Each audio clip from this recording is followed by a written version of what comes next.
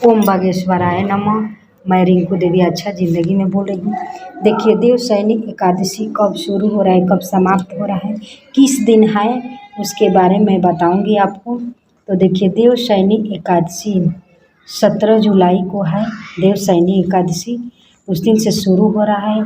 उसी के बीच जो होता है देव उठनी एकादशी का चतुर्मास बोलते हैं। तो देखिए, आषाढ़ मास के शुक्ल पक्ष को देव सैनिक एकादशी कहते हैं। उसमें व्रत किया जाता है।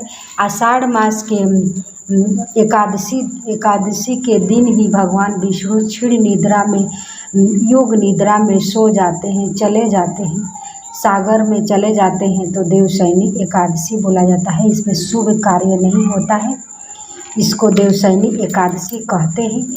और चातुर्मास को आपको बता दे रही हूँ, शुरू हो रहा है, कब से शुरू हो रहा है, कब समाप्त हो रहा है। इसी में देव सैनिक एकादशी से शुरू होता है चातुर्मास। और उसके बाद 17 जुलाई से शुरू हो रहा है 2024 में देव सैनिक एकादशी। तो 12 नवंबर को देवउठनी एकादशी को समाप्त होता है। उस दिन से देवउठनी एकादशी के दिन विष्णु भगवान पाताल लोक से ऊपर आ जाते हैं। सभी मंगल कार्य, विवाह, पूजन, सभी कार्य, शुभ कार्य शुरू हो जाता है। तुलसी विवाह उसके बिहान दिन से हो जाता है। देवउठनी एकादशी को उसी को बोलते हैं चातुर्मास। देव सैनिक एकादशी के बीच का जो होता है उसी को चातुर्मास बोलते हैं। सभी कार्य, शुभ कार्य बंद हो जाता है। उसके बाद आपको बता दे रहे हो, देव सैनिक एकादशी कहा जाता है इस 4 माह को बारे में देवबोधनीय या देवउठनी एकादशी कहा जाता है। जागरण निद्रा में सो जाते हैं, चले जाते हैं विष्णु भगवान, इसीलिए सभी शुभ कार्य बंद हो जाता है। विवाह, मुंडन, संस्कार सभी बंद हो जाते हैं। 4 माह को, इस अवधि को ही चातुर्मास कहा जाता है। इसीलिए देवउठनी एकादशी को ही इसे शुभ कार्य चालू हो जाता है, इसी को बोलते हैं। माना जाता है कि सभी तीर्थ यात्रा चालू हो जाता है, पूजा पाठ सभी चालू हो जाता है।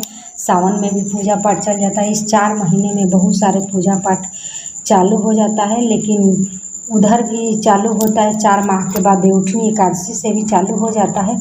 लेकिन इधर भी भादो, सावन, ये सब, आषाढ़, ये सब में भी पूजा पाठ बहुत चालू हो जाता है। सभी लोग पूजा पाठ में लग जाते हैं। उसके बाद में आपको बता दे रही हूँ कि सभी पापों का मुक्ति होता है। एकादशी देव सैनिक एकादशी को व्रत करने से सभी पापों को मुक्ति मिलता है, मोक्ष की प्राप्ति होती है।